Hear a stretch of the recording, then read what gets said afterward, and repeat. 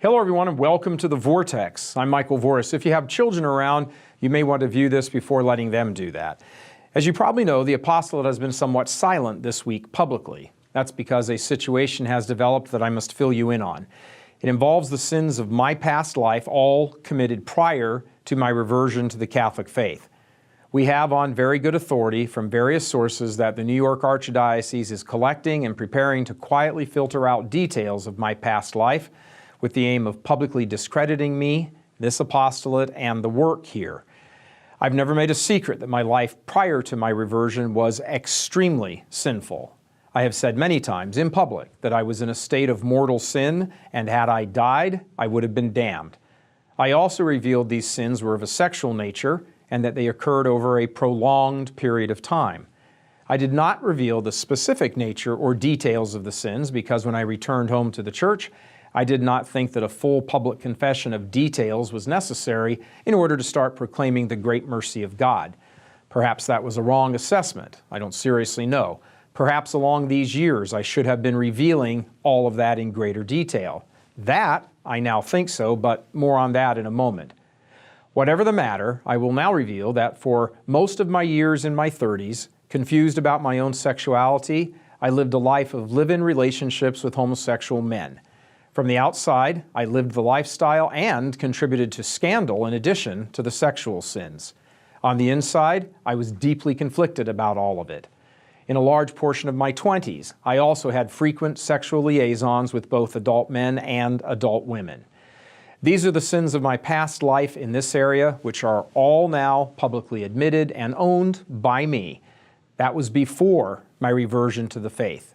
Since my reversion, I abhor all these sins, especially in the world of the many, many other sins I have committed having nothing to do with sexuality. I gave in to deep pains from my youth by seeking solace in lust, and in the process, surrendered my masculinity. Many of you know the story of my mother's prayers and sacrifices and pleading to God on my behalf that I give up my sinful life and return home to the church. As a last resort, she prayed to be given whatever suffering needed so that I would be granted sufficient grace to revert. It was shortly after that prayer that her very early stage stomach cancer was detected, which she died from a few years later. During the last year of her life, I began to change by beginning to frequent the sacraments more often. When my mom died, God rest her soul, I pledged at her coffin that I would change. I said, "Mom, what you went through for me, you will not have gone through in vain." I returned fully and completely to the faith, and close to 2 years later, I began this apostolate.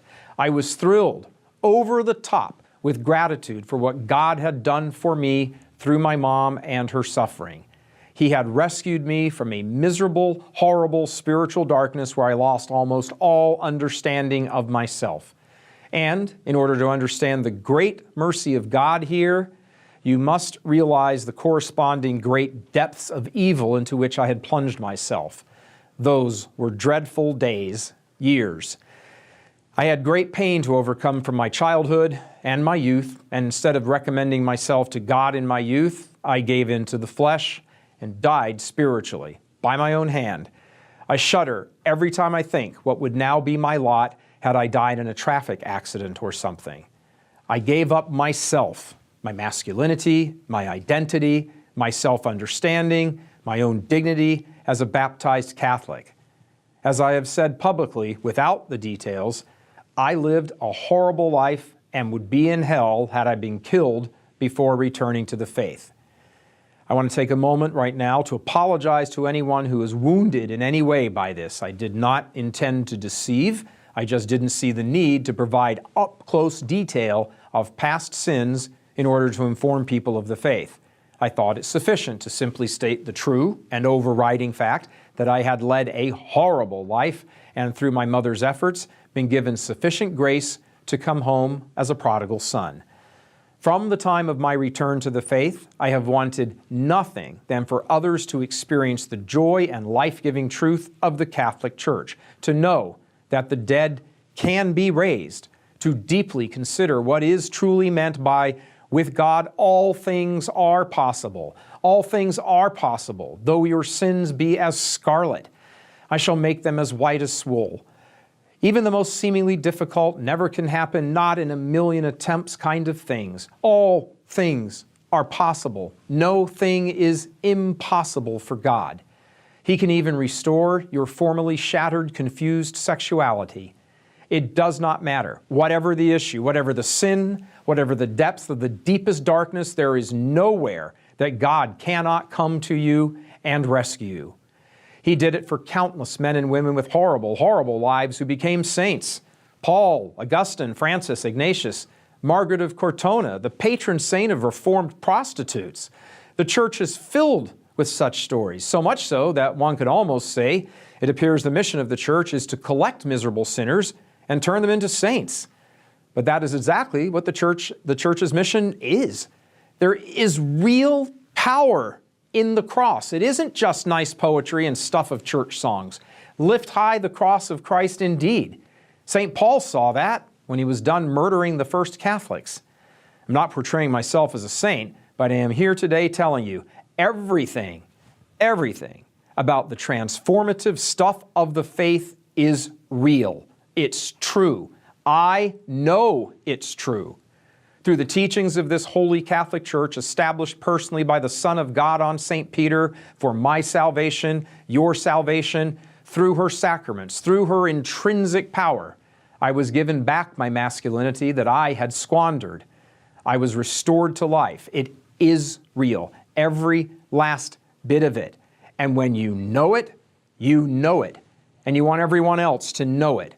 And you want to make sure nothing stops them from knowing it like you know it. It is freedom. It is joyful.